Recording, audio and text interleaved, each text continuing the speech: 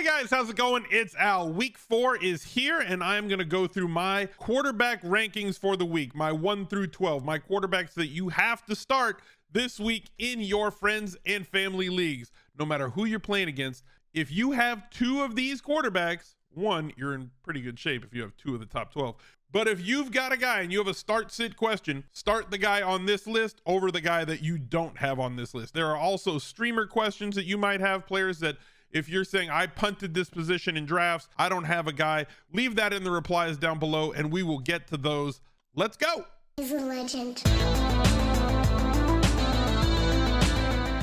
The Week 4 Smiz Gang Listener League is up on DraftKings. If you have not already, make sure that you secure your position in this one early because it is going to fill early. DraftKings did us a favor and they bumped it up from 4,000 entrants last week to 4,500 entrants this week, and yet you guys are already pacing it way ahead of where we were at recording time in week 4 versus week 3. It's a $10 entry fee as always, 3 max as always, and no rake as always. The best tournament that exists on DraftKings. Go to smizzle.tv/links and you will find the entry link to this tournament as well as everything else. The Twitch streams, the main channel.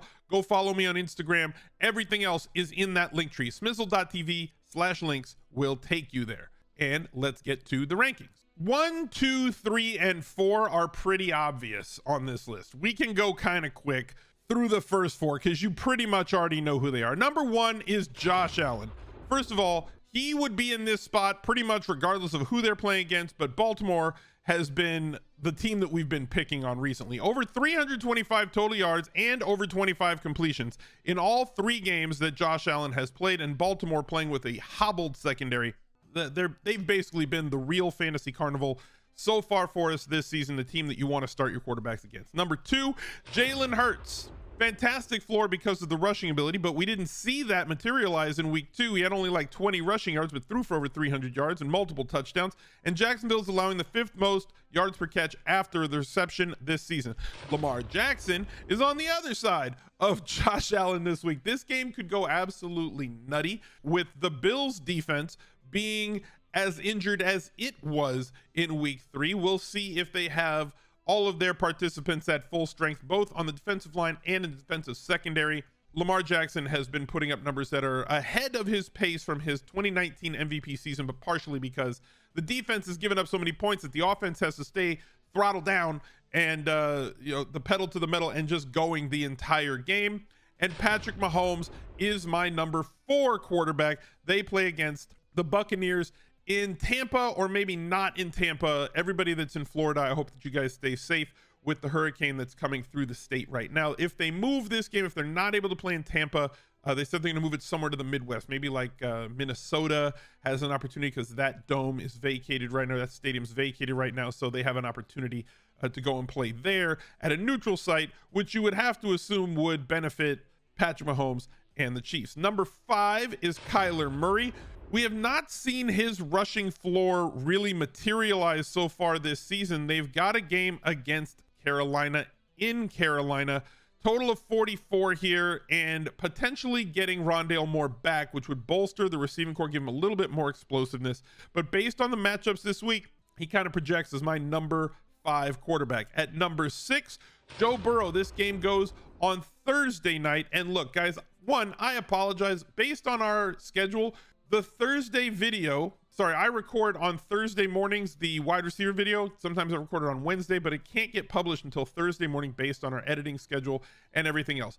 On the running backs video that we're going to do, I will give you the rankings of all the wide receivers that I have for that game, the Dolphins and the Bengals that play on Thursday night, just to make sure that those of you who like these rankings videos, you'll have where I've got Tyreek Hill and Jalen Waddle and Jamar Chase and T. Higgins going into the week, which, if not any of or all of those, are in my top 24. That'll be on the running backs video that comes out tomorrow. But as for Joe Burrow, he's in a good spot once again. Obviously, this is a tough defensive situation with the Dolphins defense being as good as it is, potentially, and getting pressure on Joe Burrow, where Cincinnati has not done as well with that rebuilt offensive line as we would have hoped. And Miami is a tough defensive front who can put pressure on opponents. And with Xavier Howard manning at cornerback, it's a seemingly tough spot. But when you have as much talent as they have on offense for Cincinnati, and as much talent as they have on Miami, this is a game that could go back and forth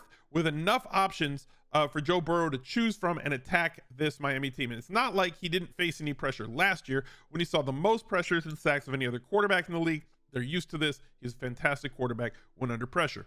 Now, I've got a couple of guys who are potential injury risks on the back end of this list. Justin Herbert comes in here for me behind Joe Burrow.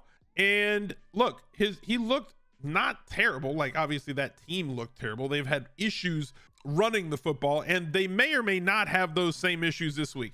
There's two things at play here. One, the Chargers have not done a good job running the football. Their longest run in the year is like 12 yards, and they just lost Rashawn Slater for the rest of the year. So that's an issue on the offensive line. It's also an issue in protecting Justin Herbert and having balance. However, on the other side of things, the Texans have been really bad against the run, allowing running backs to get like the furthest into the secondary or the second level before getting first contact. Yards before first contact is something they are terrible at. It's why we were attacking last week through the Bears running game. So you have a situation where, yeah, their offensive line may be a little bit depleted and Justin Herbert may be a little bit hobbled, but he is still Justin Herbert. Should theoretically get Keenan Allen back this week, giving him a full complement of players to throw the ball to. This could be the game where Herbert starts to break out. Behind Herbert, I have Jared Goff. And if you're still here right now, please drop a like on the video, subscribe to the channel, ring the notifications bell. I've got plenty of videos coming out over here on the Fantasy Football channel.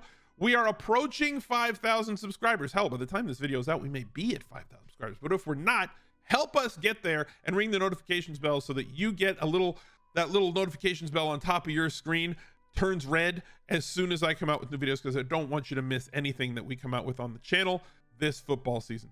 So behind Justin Herbert, I have Jared Goff. Now that may shock you, and it shocks me a little bit, but Seattle's not great defensively. They were already in a bad spot, and then they lost Jamal Adams. And then this is a weird situation.